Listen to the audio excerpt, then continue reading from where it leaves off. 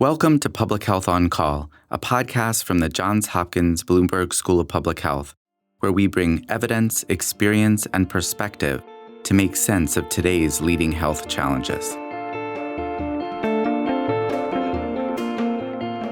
If you have questions or ideas for us, please send an email to publichealthquestion@jhu.edu. That's publichealthquestion@jhu.edu for future podcast episodes. This is Lindsay Smith-Rogers.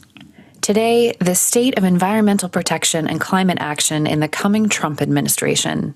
Stephanie Desmond talks to Tom Burke, a Johns Hopkins emeritus professor who has led environmental organizations on the state and federal level, about what we can expect. The news is not good for public health, he says. Let's listen. Tom Burke, thanks so much for joining me. It's great to be back. Thanks for having me. So I want to remind people that you were the head scientist of the EPA, the Environmental Protection Agency, under the Obama administration. And I just wanted to start by talking about the environment and its links to public health briefly. Well, thanks for asking that, because public health really has its foundation in protecting the environment and providing a clean environment. Though the efforts of John Snow in London to address cholera really started with understanding drinking water as a vector for disease. And the environment is so essential to our health and well-being.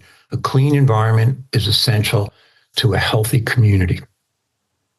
So you saw what happened as the Obama administration became the Trump administration the first time. What kind of effects did that have on the environment? As you know, there were profound effects, starting with really the very first day and concern about rollbacks.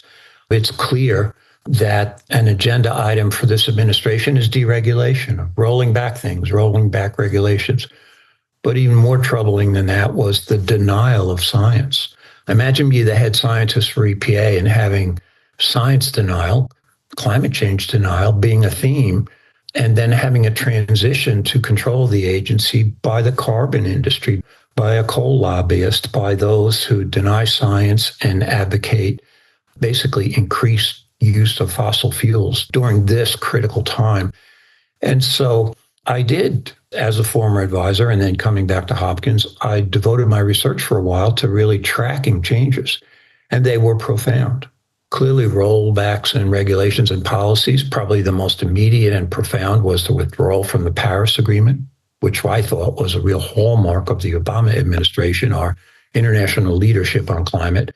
But then there were rollbacks that maybe people forget on safe drinking water and chemicals and the protection of our water resources and the Clean Power Plan to incentivize the shift to renewable energies that were just cast aside.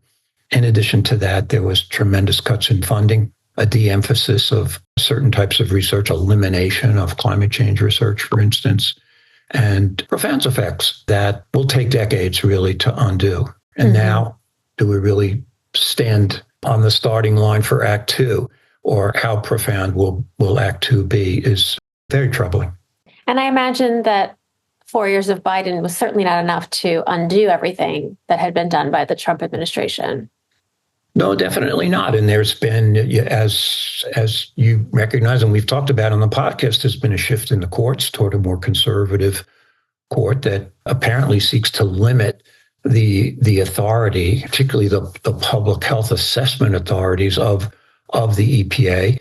In addition to the internal, leadership of EPA, there's the appointment of other complementary agencies like HHS, including CDC and FDA, energy and commerce, that really seem to be pro-industry, pro-development of fossil fuel, and anti-regulation. And this potentially could be a real threat to our environmental health future. We're sitting at a time when we're starting to feel the effects of climate change, and we're being told that we must change now or this will be irreversible. It's a little scary to have somebody who doesn't believe in climate change as the president at this critical time. I'm curious your thoughts about climate change in this era. Well, clearly, we're already seeing the profound effects of climate change, and the people of Asheville, North Carolina, can talk about that, regardless of your political background, whether it's Florida or North Carolina or the New Jersey coast. We've all experienced the increase in extreme climate events, unfortunately, the loss of life, and the changes to our ecosystem that threaten everything from our agriculture and our food supply to our way of life. So climate change is real. It is profound. We still have chances to push back on climate change. And I think the Clean Power Plan and the Inflation Reduction Act really to improve our resilience to climate change were very important. But now we see those potentially in the crosshairs of a deregulatory thrust and a turning back on the Biden administration. One thing that's very discouraging, I've given my life to this, right? And now their environmental health has become so political that we see this pendulum. And it's Republican, Democrat, do, undo. It's really a shame because the science should be at the heart of our decisions and our public health efforts. Is the science going to be at the heart? Unfortunately, there are not too many signs of that, but we'll see who gets appointed to the key scientific positions. I have incredible confidence in the scientific workforce in the federal government and the senior executive service and their leadership. But that is threatened too by changes in executive orders to really staff the upper ranks of our science agencies with political appointees who are in agreement with the downsizing, the deregulation, the cost cutting. So it remains to be seen, but all indications, to be scientific about it, I really think passed his prologue. And if you look at what we wrote in our annual review last time around, that was perhaps just the beginning of a concerted effort to really cut back, de-emphasize science, disrupt the integrity of science by disrupting the science advisory and peer review process and undermining the very scientific foundation of our environmental decisions. So speaking of science, Donald Trump has nominated Lee Zeldin, a former congressman, to the EPA. I saw that he had a 14% score from the League of Conservation Voters. Is this guy a scientist, or what are we expecting? No, apparently he's a climate denier. And here's a man who represented the Hamptons, the folks who surely saw Superstorm Sandy and should be concerned about everything from the changing fisheries of our coast to the changing shoreline. And yet he is committed to the deregulation, the cutbacks, and the promotion of the carbon industry and petroleum and the petrochemical complex. So it's very concerning. Plus, most EPA administrators, virtually all of them, have tremendous experience and a track record in environmental decision-making, running large agencies or running state government agencies. This is a real departure. So this is a signal that we're going to see an administration that sides with industry over public health protection, I imagine. Absolutely. And the amazing thing about that is that's not what the American public wants. Recent polling by the Environmental Protection Network showed that even Trump voters are really conscious of the environment and they want clean air and clean water and not necessarily huge cuts at EPA. This is really the bidding of the polluters. The major trade associations, from chemistry to oil and gas, are behind this to relieve their regulatory burden and increase their profits. It's not about public health. And unfortunately, it's not even the will of the American public.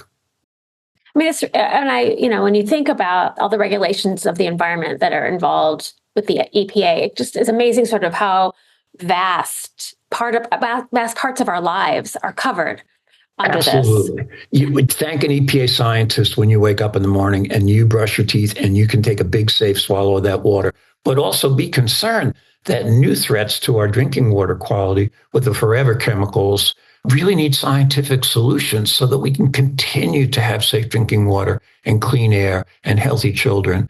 Because the more we learn about the subtle effects of the environment on long-term health and disease and development and neurodevelopment of our children, the more we need scientific guidance to protect public health.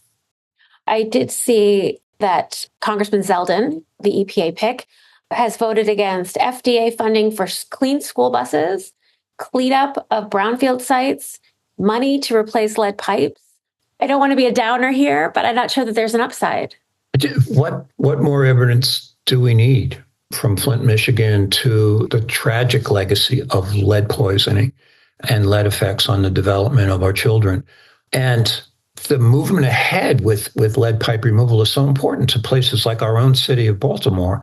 Our older cities really need this support to move forward and assure not just clean drinking water now, but a safe environment for the future development of our country. Now, we've been through this before. We survived Trump 1, although we were diminished. You saw this with Ronald Reagan. He was a big deregulator. What came out of that? Well, I hate to say it's a silver lining because things are lining up to be a real challenge for public health. But I'm old enough to have been in a senior scientific position back in New Jersey with the New Jersey Department of Environmental Protection when Ronald Reagan took over. And we saw similar attempts to downsize EPA, to change the Science Advisory Board, to remove the independence of science and to really deregulate. Those were grim times. EPA was ineffective and in turmoil, but the states rose to the challenge. And I'm happy to say they became hotbeds for innovation. And in my own experience, because it was so important to the people of New Jersey to protect our shore, to be concerned about chemical pollution and exposures for fence-line communities, that we moved ahead with laws that became national models to understand chemical emissions. The Superfund law had its origins in New Jersey. The movement toward the ending of ocean dumping. These are things that really began in the 80s during a time of change. And so my hope and my message to environmental scientists and others is, public health is at its best when things are at their worst. And I am an eternal optimist and have experienced through the Reagan administration that innovation is important, that the business community needs that progress just as much as the rest of us. And we need strong environmental protection and public health protection. So hopefully, as we weather this storm, as we come together as a scientific community, it will force the big rethink and we'll do a better job. Because I must admit, the environmental statutes are getting a little long in the tooth. They go back to the 70s, and we have new emerging problems like forever chemicals and plastics and climate change that really beg us to move forward with better scientific solutions that may not be regulations, but may be incentives for us to change for a healthy Earth. What do you tell your students? I tell one of the most poignant moments post-election for me this time around was teaching the other night and feeling the mood on here are young students who are devoting their lives to environmental protection and public health. And they're getting this message of downsizing, of doing away with research, of ignoring science. And it's a tough time. So I'm from Jersey, right? When going gets tough, the tough get going. And I tried to give them a pep talk because we need science. This is the roller coaster ride. We've seen it before. It's not necessarily the will of the American people, but we do have to do a better job at reaching all Americans so they understand our role, understand the importance of science to protect their environment, their health, and their communities. And that's our challenge. We got work to do. Burke, thank you so much for joining me. Thanks for having me. Public Health on Call is a podcast from the Johns Hopkins Bloomberg School of Public Health, produced by Joshua Sharfstein, Lindsay Smith-Rogers, Stephanie Desmond, and Grace Fernandez-Ciceri. Audio production by J.B. Arbogast, Holly Cardinale, Spencer Greer, Matthew Martin, and Philip Porter, with support from Chip Hickey. Distribution by Nick Moran. Production management by Catherine Ricardo. Social media run by Grace Fernandez-Ciceri. Analytics by Eliza Rosen. If you have questions or ideas for us, please send us an email to publichealthquestion@jhu.edu. That's publichealthquestion@jhu.edu for future podcast episodes. Thank you for listening.